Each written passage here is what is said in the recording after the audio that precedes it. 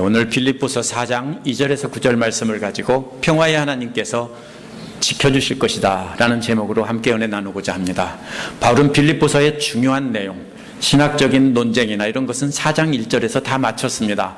오늘 말씀 바로 앞부분의 내용을 간단히 요약하면 그리스도를 닮은 사람을 보고 늘 똑같은 자세로 똑바로 달려가라 하는 것이었습니다.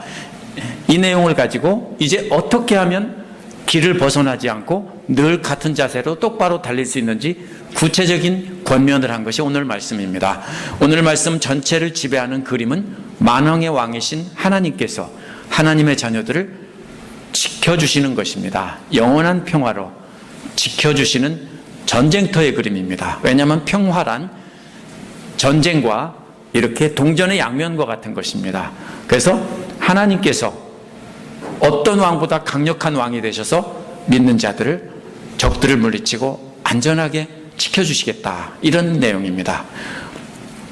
오늘 말씀을 자세히 보면서 이러한 하나님의 평화의 하나님 가운데 우리가 어떻게 거할 수 있는지 알아보는 시간을 갖도록 하겠습니다. 첫 번째로 2절에서 3절은 함께 잡아주라는 내용이 나옵니다. 바울은 빌립보 성도들이 어떻게 하면 목표를 향해서 늘 똑같은 자세로 달릴 수 있는지 조언을 하고 있습니다. 2절에서 3절에 여러 번 나오는 말이 함께라는 말입니다. 함께라는 말을 여러 번 사용해서 강조하고 있습니다. 먼저 2절은 나는 유오디아에게 권면하고 순두계에게도 권면합니다 라고 했습니다. 유오디아와 순두계는 여자들 이름입니다. 이게 조금 당황스럽기 때문에 그 중에 하나는 남자일 것이다, 그래 부부일 것이다, 이렇게 말하는 사람들도 간혹 있습니다. 이런 경우 보통 유오디아와 순두계에게 권면합니다, 이렇게 해야 맞습니다. 그런데 권면합니다를 2번 썼습니다. 이거 아주 드문 경우입니다. 이 편지는 말로 들려주던 것입니다. 이래서 이렇게 한 겁니다. 듣는 사람은 글을 볼 수가 없습니다, 지금. 그러면 읽어주는 소리만 듣는데 이렇게 말하는 겁니다. 나는 유오디아에게 권면합니다. 그러자 순두계는 나는 아니구나, 제가 참 잘못했어, 이렇게 생각하고 있었을 것입니다. 근데 그 다음에 또 나는 또 순두계에게도 권면합니다 라고 하면서 두 사람에게 다 똑같은 책임이 있다는 것을 강조하기 위해서 유오디아에게 권면합니다, 또 나는 순두계에게도 권면합니다, 이렇게 말한 것입니다. 근데 이 두 여인은 경쟁 관계에 있던 교회 지도자들입니다. 그래서 이 두 사람에게, 혹시 한 사람에게 말하면 한 사람이 삐질 테니까, 그래서 따로따로 똑같은 강조를 해서 이렇게 한 것입니다. 이 두 여인을 중심으로 하나 되는 것이 바로 똑바로 달려갈 수 있는 길이라는 것입니다. 이 두 사람에게 권면한 내용은 주님 안에서 같은 마음을 품으십시오라는 것입니다. 같은 마음을 품으십시오라는 말이 무슨 뜻이냐면은 앞부분, 빌립보서 앞부분에서 찾을 수 있습니다. 1장 27절에 보면 여러분은 한 정신으로 굳게 서서 한 마음으로 복음의 신앙을 위해 함께 싸우며 라고 했습니다. 같은 정신, 같은 마음으로 복음을 위해 함께 싸우라는 것입니다. 2장 3절에는 무슨 일을 하든지 경쟁심이나 허영심으로 하지 말고 겸손한 마음으로 서로 자기보다 남을 낮게 여기십시오 라고 했습니다. 이 두 마디가 어떻게 같은 마음을 품는지 정확하게 알려줍니다. 이 마음은 어떤 마음입니까? 같은 마음은 그리스도의 겸손입니다. 모두가 그리스도의 겸손으로 하나가 돼서 복음을 위해 싸우라는 겁니다. 같은 마음을 품고 복음을 위해 함께 연합해서 싸우라는 것이 첫 번째 조언입니다. 연합하지 못하면 그리스도를 닮은 자들을 본받아서 똑바로 달릴 수가 없습니다. 유오디아와 순두계에게 권면을 하다가 갑자기 3절에서 그대에게도 부탁합니다, 이런 말이 그 다음에 나옵니다. 바울은 이 사람을 향해서 나의 진정한 동지다, 이렇게 말합니다. 근데 동지라고 번역된 말은 원어는 멍에를 함께 매는 자라는 뜻입니다. 이것이 바로 첫 번째 나온 함께라는 뜻입니다.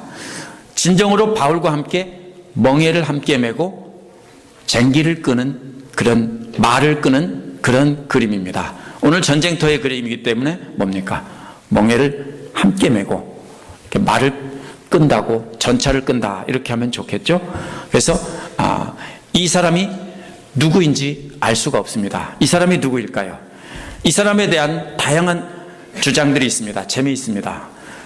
초기 교부인 알렉산드의 클레멘트는 이 사람은 바울의 아내다.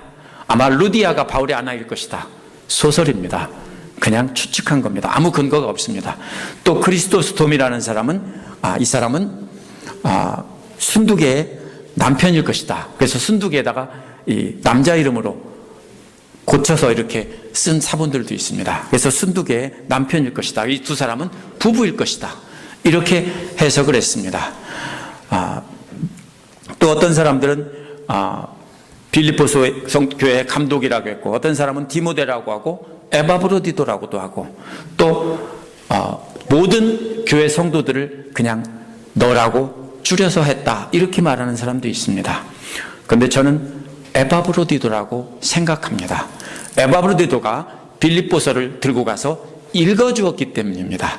에바브로디도가 읽어주는데 갑자기 그대라고 했다면 누굽니까?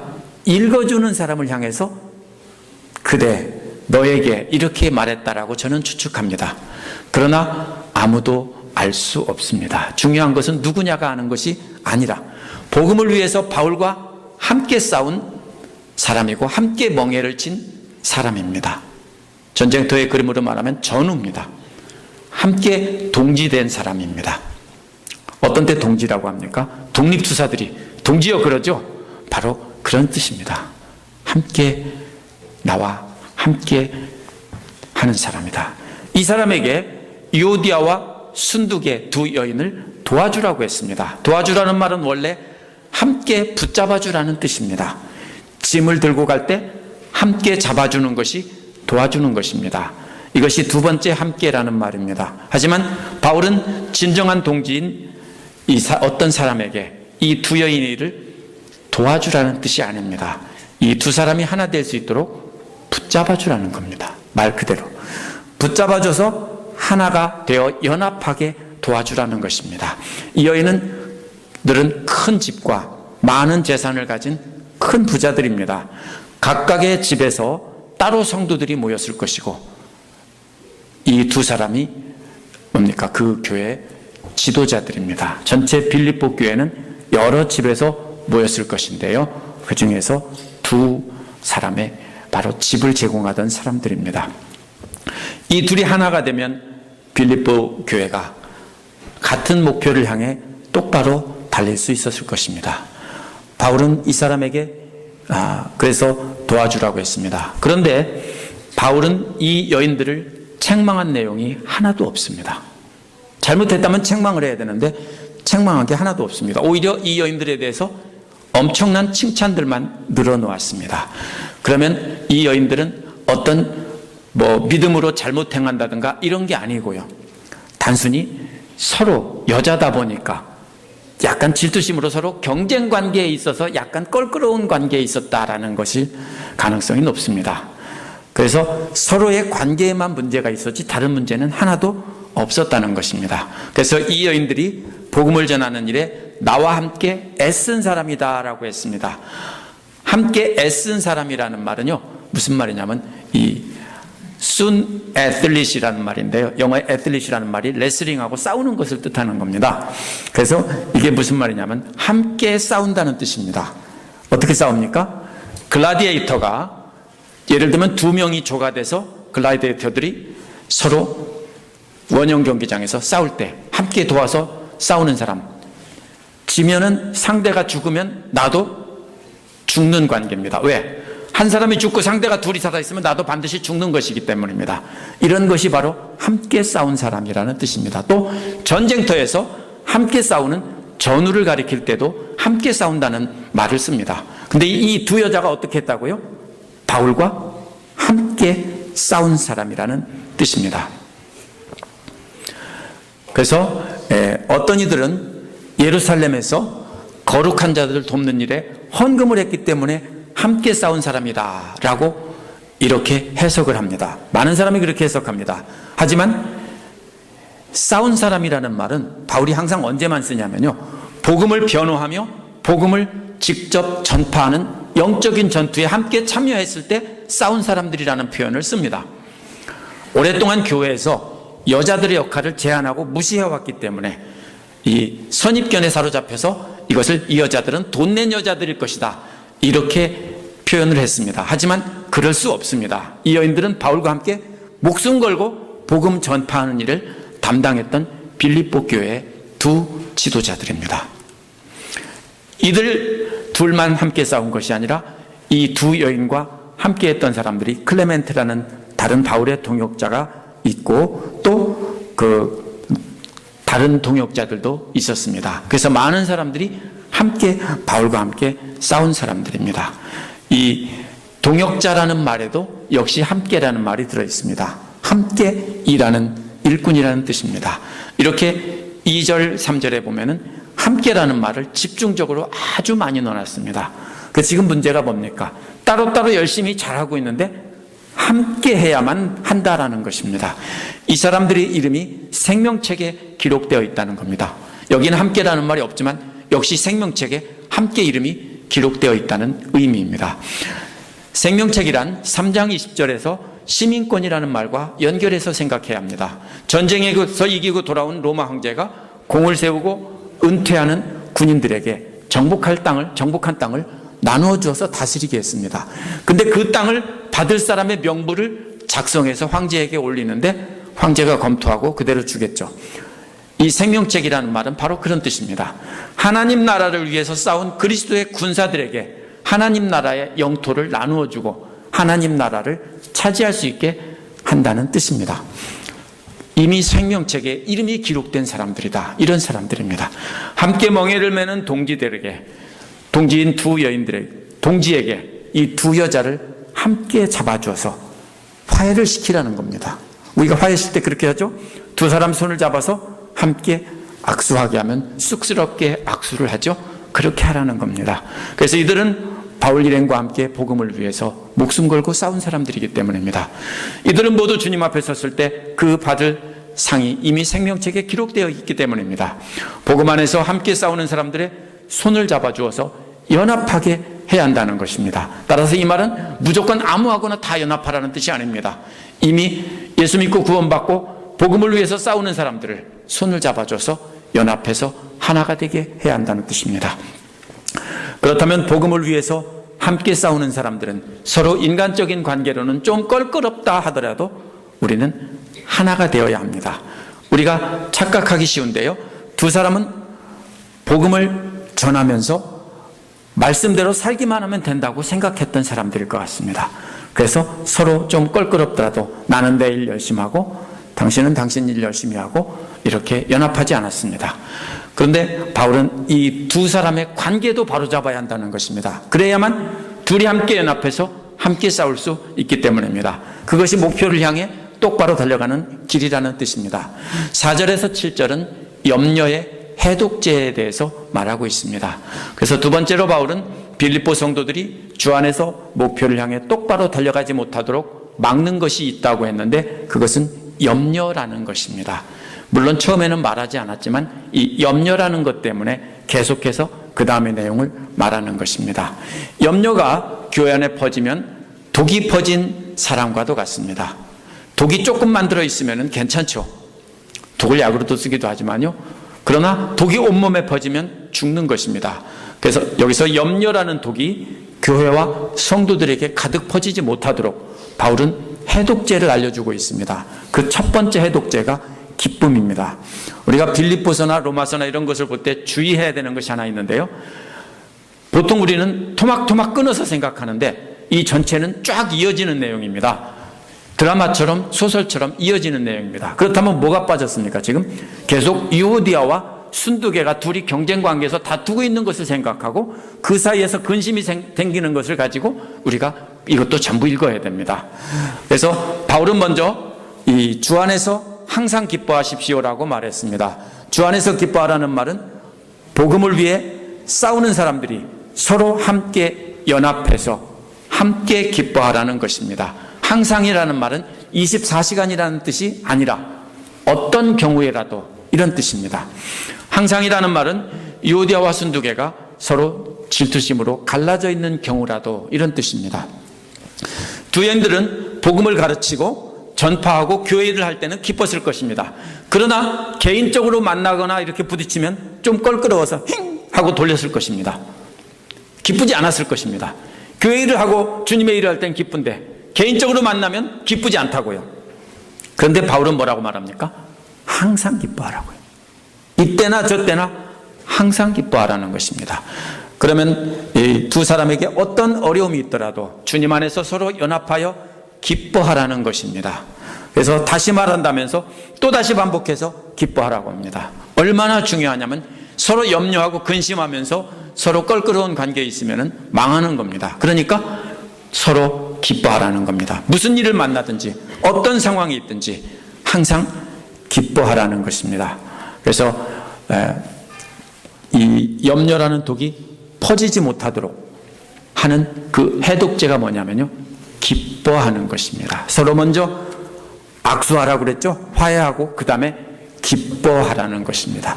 만나면 기뻐야지. 예수님 일을 할 때만, 교회 일, 하나님 일을 할 때만 기쁘고 개인적으로 만나면 안 기쁘면은 그거는 안 되는 겁니다. 그래서 교회 안에서 만나는 모든 사람들에게, 함께 일하는 사람들이라면 함께 기뻐해야 됩니다. 그것이 바로 염려라는 독이 교회 안에 퍼지지 못하게 막는 해독제입니다. 두 번째 해독제는 5절에 나오는 여러분의 관용을 모든 사람에게 알리십시오라는 말입니다. 관용이라는 말은 분노할 대상에게 분노하지 않고 예수님과 같이 불쌍히 여기는 마음을 갖는 것이 관용입니다. 원래는 뭡니까? 분노하고 죽이고 싶고 그래서 막 욕을 하고 해야 되는데 그 사람에게 용서하고 불쌍히 여기는 마음을 갖는 것이 바로 관용이라고요. 이게 누구의 마음이에요? 예수님의 마음이고 하나님의 마음이에요. 우리도 죽어야 되는데 하나님께서 불쌍히 여기셔서 우리를 구원해 주신 거잖아요. 그 마음이에요. 관용이란 예수님의 마음을 가지고 있는데 그것을 어떻게 하라고 했습니까? 모든 사람에게 알게 하라고 했습니다. 그러면 나와 함께 싸우고 있는 그 사람에게도 알게 할 뿐 아니라 그것을 보고 모든 사람이 알아야 됩니다. 함께 일하는 직장 동료들도 알아야 되고 동네 사는 이웃들도 알아야 되고 다 알아야 됩니다. 어머 세상에 저 사람들 좀 봐, 저 사람 좀 봐, 저렇게 원수인데도 화해하고 용서해주고 저렇게 불쌍히 여겨주고 도와주네, 이렇게 하라는 거예요. 그것이 바로 이 관용을 모든 사람에게 알게 하라는 말의 뜻이에요. 이러한 마음을 서로 불편한 사람 관계만 아니라 모든 사람에게 그것을 다 광고하라는 것입니다. 근데 우리가 잘못 살았어요. 지금까지 저도 옛날에 잘못 살았어요. 이게 안 되고 뭡니까? 나만 잘 살고 나만 잘 믿으면 되지 하고 원수 삼고 살았어요.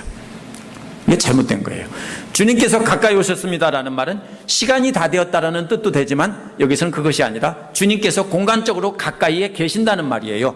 먼저 시편 145편 18절을 보면 여호와께서는 자기에게 간구하는 자, 모든 자, 곧 진실하게 간구하는 모든 자에게 가까이 하시는도다라고 했습니다. 또 시편 34절 18절에 보면 여호와는 마음이 상한 자를 가까이 하시고 중심으로 통회하는 자를 구원하시는도다라고 했습니다. 오늘 말씀에서도 가까이 하신다는 말 바로 다음에 기도라는 말이 나오는 것은 우연이 아닙니다. 가까이 계신다, 기도하라 이렇게 하는 것은 이어지는 말입니다. 절대로 끊지 마세요. 그 분명히 우리가 주님께 기도할 때 관용을 베풀고 관용을 베풀 수 있는 마음을 달라고 우리가 기도할 때 바로 뭐예요? 주님께서 바로 내 옆에 계신다라는 뜻입니다. 우리 안에 있는 예수님의 마음을 사람들에게 보여줘야 하는 이유는 주님께서 우리와 가까이 계시기 때문입니다. 그러면 주님께서 뭐라고 합니까? 내가 너도 그렇게 용서해 줬는데 너는 그것도 못하냐? 에이 그 못난 놈, 이렇게 할 테죠. 근데 주님께서 그걸 가까이 계시다는 걸 알면은 우리가 어떻게 합니까? 우리도 그것을 보여줘야 하는 것입니다. 그래서 분노 대신에 예수님처럼 불쌍히 여기며 인내하는 모습을 보여줘야 합니다. 주님께서 가까이 계시면서 다 보고 계시기 때문입니다. 이것이 염려라는 두 번째 독을 해독하는 해독제입니다. 이 염려라는 말은 서로 싸우고 나면 불안하고 불편하고 막 그렇죠? 이게 다 염려입니다.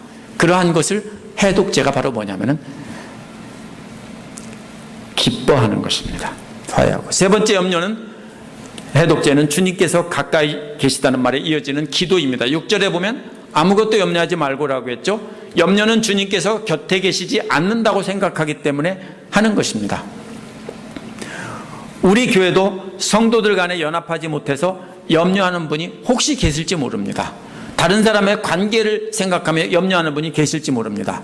그것을 염려하는 것이 뭡니까? 교회를 위해 옳은 일이라고 생각하며 염려하는 분이 계실지도 모릅니다. 그러나 그것은 빌립보 교회에서 유오디아와 순두개가 갈라져 있는 것을 염려만 하는 사람과 똑같은 것입니다. 대부분 이 염려는 다른 성도들에게 전하는 것을 뭡니까? 독을 퍼뜨리는 것과 똑같습니다. 그래서 바울은 이런 경우에 아무 염려도 하지 말라고 했습니다. 왜 그렇습니까? 염려를 하고 있으면 대개 뭡니까? 나를 염려하는 게 아니라 상대를 염려합니다. 나는 괜찮은데 쟤 때문에 문제야, 쟤 때문에 교회가 하나 갔는데 이렇게 말한다고요. 마음속으로요. 그럼 결국 뭐예요? 나는 돌아보지 않고 남 때문에 우리 교회가 이렇게 문제다, 거룩한 것 같은데 사실은 전혀 거룩하지 않아요. 뭐예요? 심각한 문제예요. 교만이에요. 그러니까 그런 경우에 아무 염려도 하지 말라는 것입니다. 염려 대신 해야 될 것이 세 가지 비슷한 말로 되어 있습니다. 첫 번째는 기도입니다. 기도라는 것은 기도 전체를 가리키는 일반적인 말입니다. 기도는 하나님과 하는 대화를 말합니다. 두 번째, 간구라는 말은 특별한 기도 제목이 있어서 드리는 기도입니다. 자식이 아프다든지 특별한 기도 제목이 있어서 간절하게 간구하는 것이 바로 이 두 번째 간구라는 말입니다. 그런데 이 간구를 드릴 때 감사함으로 드려야 합니다. 그런데 한글 성경들에서는 다 이것이 감사함으로 아뢰라 이렇게 되어 있는데요, 원어는 뭡니까? 영어 성경들도 다 그렇게 되어 있어요. 뭡니까? 감사함으로 아뢰라가 아니라 간구할 때 감사함으로 간구해라 하는 말입니다. 우리가 간구할 게 있으면 사람들한테 어떻게 해요? 부탁할 게 있으면 집사님 오늘 옷도 잘 입고 오셨고 참 멋지고 화장빨도 잘 받으셨고 오늘 20대 같아요 이렇게 하는 이유가 뭐예요? 집사님 참 감사해요, 그동안 나에게 베풀어 주시는 참 감사해요. 그 다음에 뭐예요? 뭔가 할 말이 있잖아요. 하나님께도 똑같아요. 감사함으로 하나님께 드린 다음에 그 다음에 하나님께 간구할 것을 간구하라는 뜻입니다. 세 번째는 바라는 것입니다. 바라는 것은 기도의 내용 자체입니다. 그 바라는 그 내용, 우리가 드리는 이 내용을 하나님께 아뢰라고 했는데, 이 아뢰라는 말은 5절에서 알리라는 말과 똑같은 말입니다. 그렇다면 사람들에게는 우리가 예수님의 마음을 가졌다는 것을 알리라는 것이고, 하나님께는 뭘 알립니까? 우리가 기도할 그 내용을 하나님께는 알게 하라는 것입니다. 그래서 우리는 근심 대신에 우리가 기도할 제목을 하나님께 아뢰라는 겁니다. 뭘 아뢰입니까? 내가 하나님 저 사람 좀 버르장머리 좀 싹 고쳐주세요 이렇게 기도하면 큰일 납니다. 그건 나쁜 사람이고요. 그게 아니라 뭐예요? 하나님 제가 불편한데요, 제가 예수님 마음이 없어서 그래요. 그러니까 제가 예수님 마음을 갖고 저 사람을 진짜로 사랑하고 불쌍히 여기게 해주세요 이렇게 기도하라는 거예요. 그러면 뭐예요? 하나님이 평화를 주신다는 거예요. 7절은 그리하면 사람의 헤아림을 뛰어넘는 하나님의 평화가 여러분의 마음과 생각을 그리스도 예수 안에서 지켜줄 것입니다. 아주 유명한 구절입니다. 찬송도 있고요. 오늘 말씀 전체를 지배하는 그림이 전쟁터의 그림이기 때문에 사람의 헤아림이라는 말은 전투 전략입니다. 어떻게 상대와 싸워 이길까? 이 어려운 문제를 어떻게 해결할까? 작전을 짜는 것입니다. 하나님의 평화란 하나님 자신을 설명하는 말입니다. 하나님 자신의 속성입니다. 영원하신 하나님의 평온함이라는 말은 하나님의 속성입니다. 하나님의 이러한 평화는 사람들의 전투 전략을 뛰어넘는다고요. 인간이 평화롭지 못한 것을 염려하며 어떤 계획이나 대책을 세워도 아무 소용없습니다. 내가 이 관계를 어떻게 해결할까 별의별로 고민을 다 해도 아무 소용없습니다. 왜? 해결하면 누구 어떻게 해결합니까? 자기 생각대로 하는데 저 사람이 변해야 된다고 생각하기 때문에 절대로 해결이 안 됩니다. 인간의 평화하지 못한 것을 염려하며 아무리 대책 세워보세요. 아무 싹에도 쓸모없습니다. 그거는 쓸데없는 염려고 그거는 마귀가 주는 마음일 뿐입니다. 오직 하나님의 평화만이 우리 마음의 생각을 예수 그리스도 안에서 지켜줄 수 있습니다. 그래서 예수님의 마음으로 우리가 평화를 누린다는 겁니다. 그 마음이란 감정이 있는 깊은 느낌의 자리고요, 생각이란 헤아림의 결과입니다. 이 두 가지가 공격받기 쉬운 우리의 속사람입니다. 하나님께서 우리의 속사람을 예수 그리스도 안에서 지켜주신다는 겁니다. 지켜주신다는 말도 역시 군대 용어입니다. 당시 빌립보라는 도시는 로마군 수비대가 지키고 있었습니다. 그래서 로마군은 당시 최강의 군대였기 때문에 로마군 수비대가 직접 지키고 있으면 어떠한 대적들의 공격도 막아낼 수 있었습니다. 이것을 빌립보 성도들은 다 알고 있었습니다. 바울은 하나님께서 염려하시는 우리 속사람을 지켜주는 그런 군대로 표현한 것입니다. 그래서 당시에 로마의 평화, 박스 로마나라고 하죠. 이 로마의 평화는 군대로 적들을 완전히 복종시켜서 평화를 이룬 것입니다. 적들을 반대하는 사람은 싹 죽이고 굴복시켜서 이룬 평화입니다. 그래서 평화다 하고 박스 로마나라고 했습니다. 그러나 하나님의 평화는 그리스도의 십자가의 사랑으로 이룬 것입니다. 그런데 당시 최강의 로마 군대도 파르티아 군대나 이런 군대들에게 참패를 한 적이 있습니다. 항상 최강이 아닙니다. 그러나 하나님의 그런 군대는, 하나님의 사랑은, 하나님은 전략도 뛰어넘으시는 분이기 때문에 우리의 속사람을 완벽하게 지켜주실 수 있다는 것입니다. 불편하신 분이 있으면 기도하시기 바랍니다. 미워하지 말고요. 저 사람이 변해야 돼, 저 사람 때문에 문제야, 이렇게 하지 마세요. 하나님, 제가 예수님의 마음이 없어서 그래요. 예수님 마음 주세요 하고서 불쌍히 여기는 마음을 달라고 기도하십시오. 그러면 평화의 하나님께서 불쌍히 여기는 마음을 주셔서 평화를 주신다는 겁니다. 세 번째로 8절 9절에서는 마지막 부탁을 하고 있습니다. 하나님이 지켜주실 것이기 때문에 우리는 기도만 하고 아무것도 하지 않아도 된다는 뜻이 절대로 아닙니다. 이것을 오해해서 많은 사람들이 기도만 열심히 하고 행하면 아무것도 안 했습니다. 하나님을 믿는 자들은 하나님을 기쁘시게 하는 삶을 살아야 됩니다. 그래서 마지막으로 바울이 8절 9절에서 부탁하는 것은 배운 말씀대로 살아라, 이 소리입니다. 이는 간절한 마음의 호소를 담고 있는 것입니다.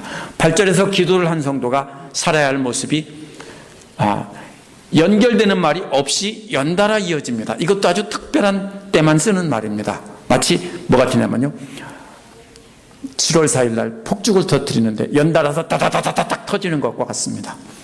말이 따다다닥 터집니다. 음악이라면 연달아서 짧게 끊어치는 스타커트처럼 짠짠짠짠 이렇게 끊어치는 겁니다. 그 중에 앞에 세 가지는 도덕적인 모습이고 뒤에 세 가지는 아름다운 삶의 모습입니다.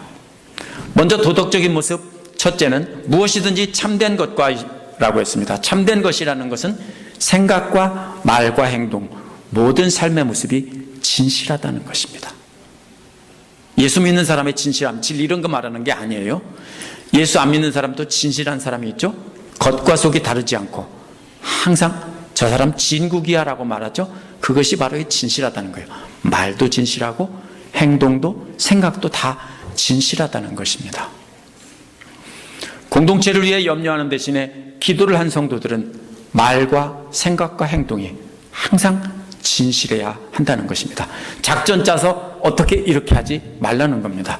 두 번째는 무엇이든지 경건한 것과입니다. 경건하다는 말은 원래 신들이나 신전과 거룩한 것들과 연관해서 감탄하는 것입니다. 경탄하는 것입니다. 하지만 이것은 경건이라고 번역하면 안 됩니다. 생각과 말과 행동이 진실해서 존경받을 만하다는 겁니다. 어떻게 존경받을 만합니까? 우와, 저 사람 좀 봐, 어쩌면 저렇게 진실할 수 있을까? 하고 경탄하는 겁니다. 감탄하다 못해서 경탄을 하는 것입니다. 그래야 된다는 겁니다. 그렇게 진실한 삶을 살다 보면 경탄할 만한 존경을 낳게 된다는 것입니다. 세 번째는 무엇이든지 옳은 것과입니다. 옳다는 말은 진실해서 존경받는 사람이 하나님과 사람들 앞에 해야 될 의무를 올바르게 다 하는 것을 말합니다. 그래서 사람들 보기에도 올바르고 하나님 보기에도 올바른 삶을 살아야 합니다. 이 세 가지는 당시 믿는 자들뿐 아니라 당시의 그리스 철학에서 가르치던 일반적인 훌륭한 사람의 덕목입니다. 성도들은 세상을 적대시하고 거부하는 사람들이 아닙니다. 만약 어떤 교회에서 믿는데 열심히 믿고 기도하는데 세상 사람들과는 담 쌓고 살아도 된다고, 원수들이라고, 쳐부셔야 될 사람들이라고 이렇게 가르친다면요, 사이비 이단보다 더 무서운 사람들입니다. 상종하지 마십시오. 우리는 그런 사람들이 아닙니다. 예수님이 그렇게 한 적이 한 번도 없습니다. 우리는 세상에 나가서도 믿지 않는 사람들에게도 우리는 무엇을 보여야 됩니까? 경탄하는 삶을 살아야 되는 겁니다. 세상의 빛이 되고 본이 되어야 한다고 했습니다. 너희는 교회 안에 빛이라고 안 했습니다. 너희는 세상의 빛이라, 너희는 세상의 소금이라고 했습니다. 기도는 열심히 하는데 세상 사람들에게는 열심히 욕을 먹고 있다면 그것은 분명 잘못 기도하고 잘못 살고 있는 것입니다. 이런 문제가 생기는 것은 세상의 삶과 하나님 안에서의 삶을 분리하기 때문입니다. 하나님 안에서 열심히 기도하면 우리는 나만 구원받으면 돼, 이렇게 생각하기 때문에 그런 삶을 사는 것입니다. 많은 수의 대다수의 한국교회와 미국교회 성도들이 다 그렇게 삽니다. 나만 열심히 믿으면 돼, 나만 복받으면 돼, 이렇게 하면서 등지고 살고 저건 나쁜 놈들이야, 원수 마귀 새끼들이야, 이렇게 해버립니다. 이런 사람들은 기도의 응답을 받을 수 없고 하나님의 보호를 받을 수 없습니다. 예배하고 말씀을 가르치고 본을 보이는 것 외에도 세상 사람들 보기에도 경탄할 만한 삶을 살아야 된다는 겁니다. 믿음이 있다 하는 성도들은 교회 안에서 아직 믿음이 없거나 부족한 사람들에게 본이 되어야 합니다. 그들을 원수 삼으면 안 됩니다. 그들에게 본을 보여서 그들이 보고 이 성도님들의, 변화된 성도님들의 높은 도덕적인 수준을 보고 감탄하게 해야 합니다. 교회 와서 싸우고 교회 안 나오게 하면 그거는요 아주 정말로 심각한 죄입니다. 아무리 기도해도 소용없어요. 왜요? 그런 사람이 이렇게 말합니다. 사람 보지 마, 하나님 보고 교회 나오는 거야. 100% 거짓말입니다. 교회는 사람 보고 나오지 하나님 보고 나오는 사람 지구상에 한 명도 없습니다. 친구가 좋아서 나오고, 저 사람 보니까 참 좋아서 나도 교회 한번 가봐야 되겠다, 이렇게 해서 나오고 말씀 배우고 변화되는 겁니다. 우리가 오해하면 안 됩니다. 우리는 우리의 높은 도덕적인 수준을 사람들에게 보여줘야 합니다. 그 다음에 세 가지는 아름다운 삶의 모습입니다. 그래서 첫째는 무엇이든지 순결함입니다. 순결한 것. 순결이라는 말은 하나님 앞에 순결한 제물로 드려지는 그런 모습입니다. 앞에서 나온 것들이 너무나 순결하면 사람들 뭡니까? 고고하다고 하죠.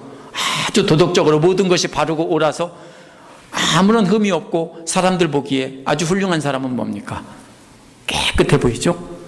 선비 같다고 하죠. 우리 한국 사람들이 바로 그런 말처럼 그러한 바로 이 순결함입니다. 그래서 성도는 앞에 세 가지 도덕적인 삶을 통해서 세상에 빛을 드러내야 합니다.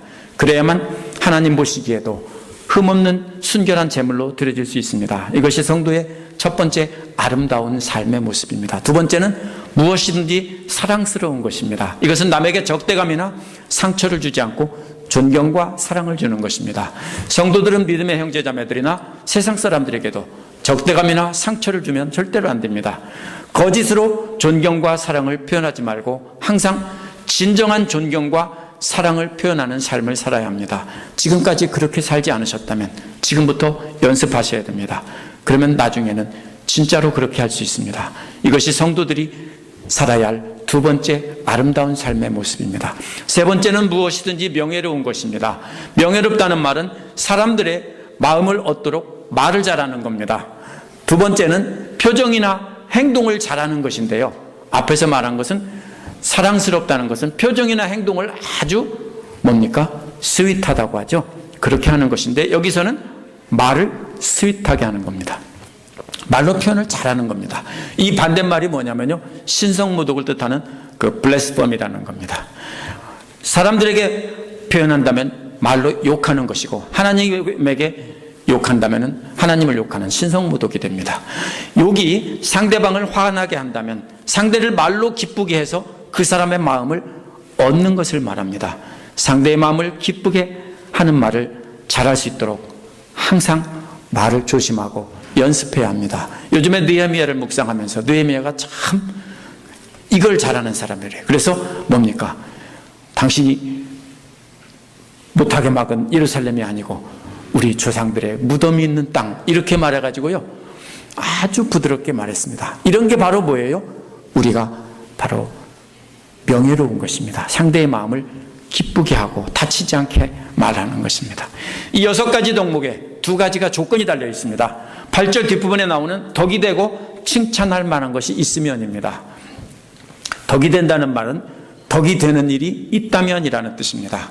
그리스 고전 작가들은요 글을 보면 사람이나 동물이 종합적으로 최고로 탁월할 때, 예를 들면 멍멍이 말 중에서 흠잡을 게 하나도 없고 성품까지도 완벽한 말을 보면은 이런 말을 씁니다. 사람도요, 흠이 하나도 없이 완벽한 사람, 저 사람은 외모뿐만 아니라 태도뿐 아니라 성격도 좋고 완벽해, 이런 말입니다. 스토아 철학자들도 인간의 최고의 선을 가리킬 때 이 말을 썼습니다.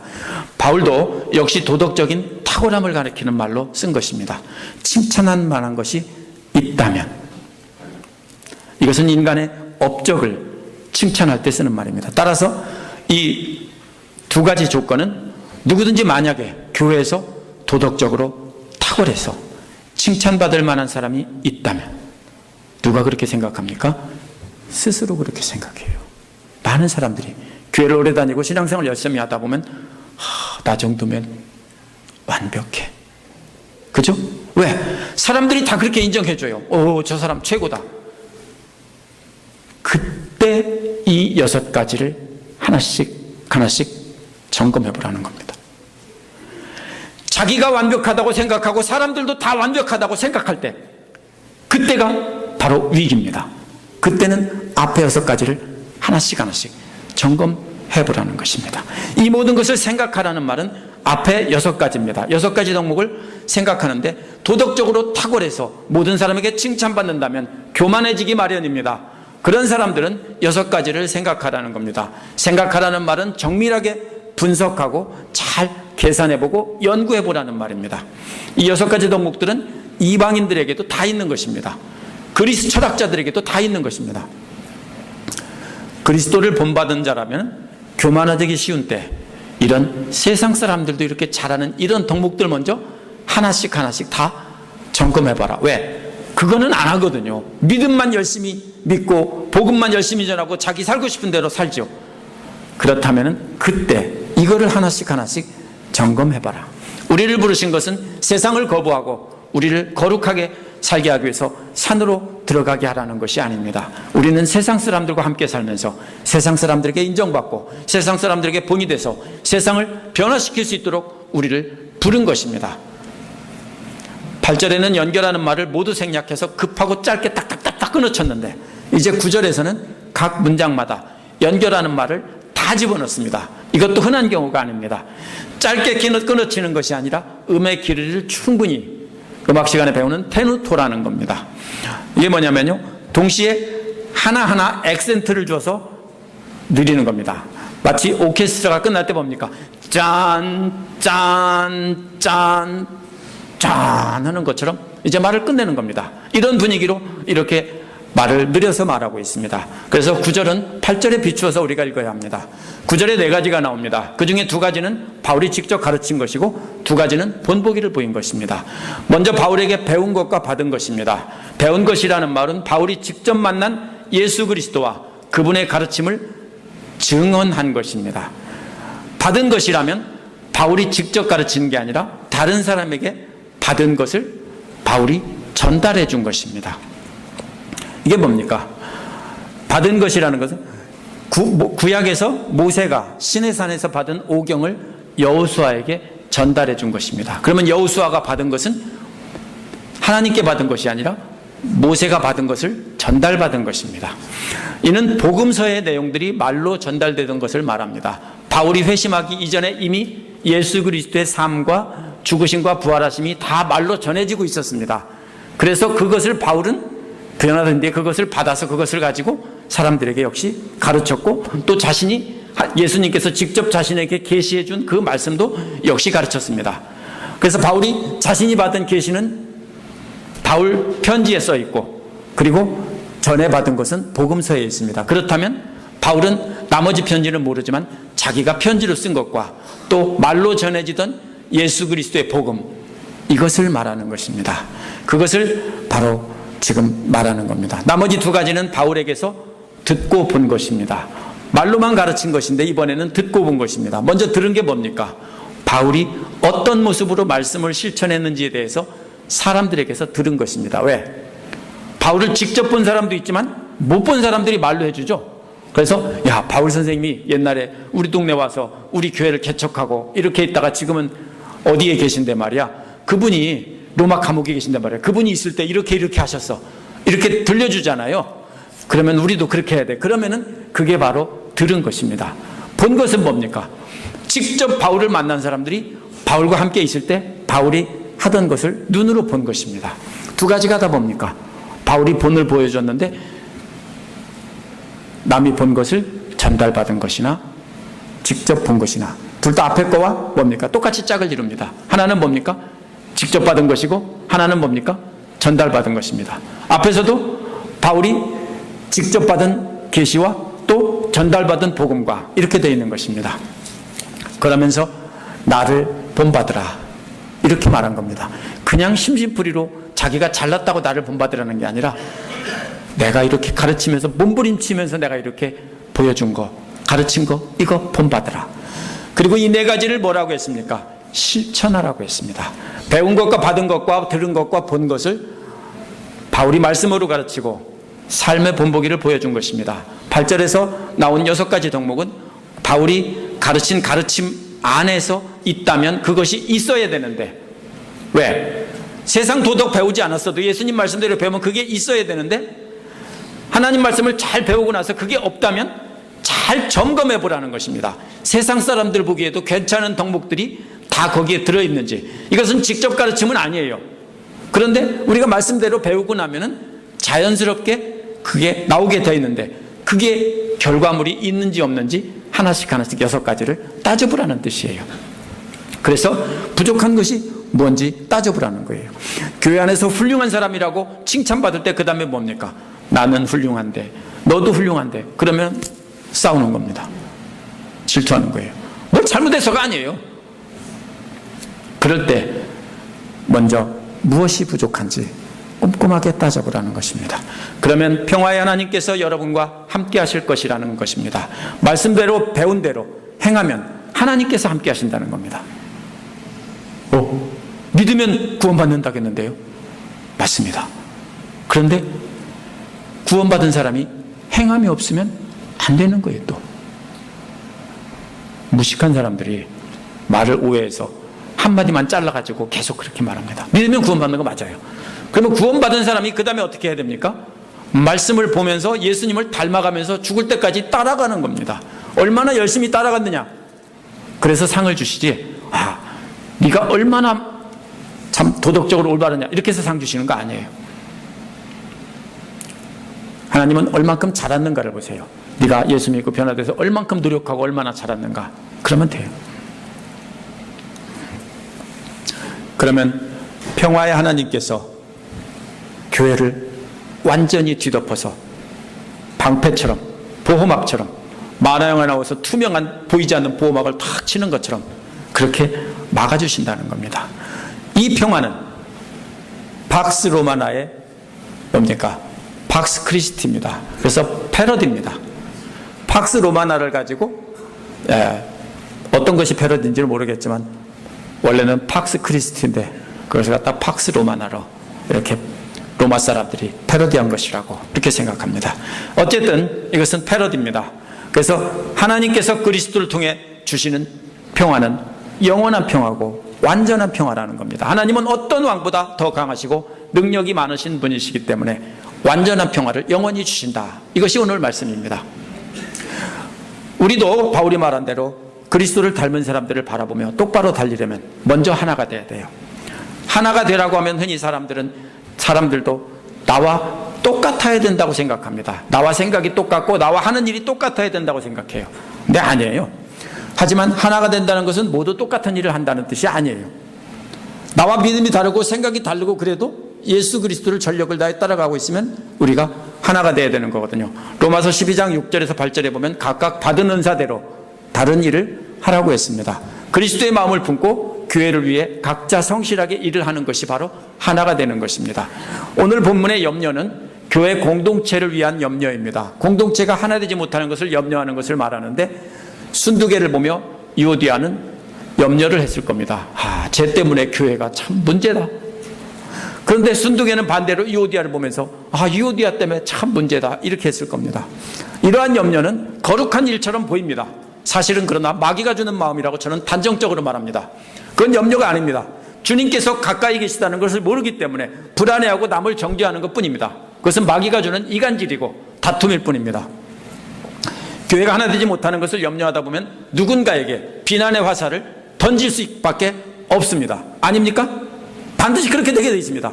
나는 거룩한데 쟤 때문에 문제야. 쟤 때문에 하나가 되지 못해. 그래서 비난의 화살을 쏩니다. 그래서 결국은 싸워서 갈라지게 됩니다. 마귀가 주는 이간질입니다. 그러므로 그 다음에는 분노를 하게 됩니다. 그래서 바울은 먼저 어떤 상황에서도 하나가 되어 함께 기뻐하라는 겁니다. 만나면 좋은 친구가 아니라 만나면 열받는 친구라도요, 만나면 기뻐하라는 겁니다. 어떻게 그렇게 해요? 너는 못해. 못해요? 어떻게 하면 할 수 있어요? 기도하라고요. 기도하라고요. 예수님의 마음을 달라고, 용서하는 마음, 불쌍히 여기는 마음을 달라고 기도하라고요. 염려하고 비난하는 것을 멈추고 기도하면 하나님께서 평화를 주십니다. 더 이상 마귀가 우리 마음에 들어와 장난을 치지 못하게 보호막을 쳐주신다는 겁니다. 평화의 하나님은 어떤 우리의 전략도 뛰어넘으시는 겁니다. 우리가 아무리 계획을 세워서 교회의 평화를 이루고 이러려고 해도 결국은 뭡니까? 누군가에게 핑계를 돌리고 비난의 화살을 던질 수밖에 없습니다. 그러므로 우리의 머릿속으로 잘해야 되겠다. 교회가 이래야 된다. 하나가 돼야 된다. 이렇게 하면 안 됩니다. 교회를 위해 염려하는 사람은 세상 사람들이 도덕적인 기준으로 비추어 보아도 완벽하게 도덕적이고 아름다운 모습이어야 됩니다. 특히 내가 괜찮은 사람이라고 생각하고 모두가 나를 괜찮은 사람이라고 인정할 때, 그때 바로 이러한 기준에 따라서 점검해 봐야 됩니다. 세상을 등지고 하나님을 등지고 사는 사람이나 반쯤 돌아서 양다리 치고 걸치고 사는 사람들에게도 우리는 칭찬을 받아야 합니다. 저 사람은 믿음이 없어서 나를 몰라서 그래. 거짓말이에요. 그런 거 없어요. 믿음이 없는 사람도, 하나님을 모르는 사람들도 나를 보면 감동을 받아야 돼요. 우리가 말씀대로 배운 대로 본보기를 따라가다 보면은 이런 것은 저절로 되게 되고 인정받게 됩니다. 그렇게 할 때일수록 자신을 이 6가지 덕목에 꼼꼼히 점검해보고 아름다운 사람, 사람들 보기에도 아름다운 사람이 되라고요. 교회를 염려하고 계십니까? 서로 연합하여 기뻐하면서 염려 대신 기도하고 말씀 보고 본보기를 열심히 따라가면 됩니다. 그것만 열심히 하면 저절로 연합이 되는 거지. 연합해야지. 절대로 연합 안 돼요. 우리가 문제를 고치지 않으면요, 연합 안 돼요. 꼬맨다고 하나가 됩니까? 안 돼요. 세상 사람들 기준에 비추어 보아도 우리가 정말로 감동을 받게 하면은 우리는 존경받게 되고 그리고 감탄을 하게 됩니다. 그렇게 하는 가장 쉬운 방법은 예수님의 마음으로 용서하게 달라고, 용서하는 마음을 달라고, 걱정하고 근심하고 그 사람 때문에 막 속썩이지 마세요. 어떻게 하라고요? 기도해서 저 사람을 용서해주고 사랑하게 해주세요. 진짜로 기도하면은 그런 마음 주세요. 저도 그런 체험을 했습니다. 그래서 그 도덕적 수준의 사람들은 감동을 먹게 됩니다. 세상에 저럴 수가 있나. 그러면 하나님의 평화가 우리 교회를 지켜주시고 우리 모두를 각자 이 완전한 평화로 지켜주시는 겁니다. 우리의 마음과 생각을 그리스도 예수 안에서 지켜주시는 것입니다. 기도하겠습니다.